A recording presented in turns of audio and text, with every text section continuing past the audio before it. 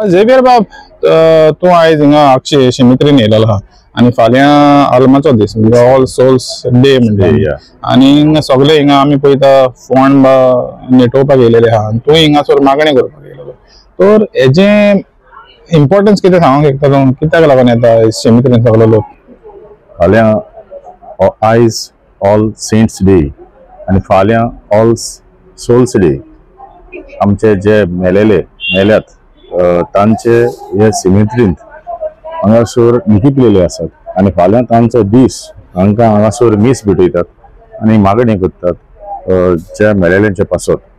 जायते अशें आमचें आसा की मेलो म्हणसर स्वर्गार वचपाक, देवाच्या घरांत पावपाक ताका मागण्याची गरज.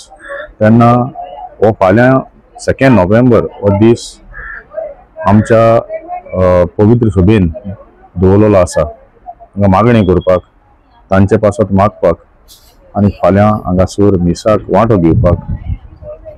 हांव आमचोय गोंयचो म्हजो पायचो नीच तसोच म्हज्या पुताचोय हांगासर नीच आसा आनी आमची सगळीं मेलेलीं हांगासर निकी केलेलीं आसात. तांचे पासत मागोंक आनीक तांकां फुलां घालपाक वर्साक तरी एक फावटी हांगासर येवन सगळे फोंड हांगासर लोक सगळे आपापले फोंड न्हिसयतात तांच्या घरच्यांचे की दाखोवपाक आमचो मोग तांचेशी.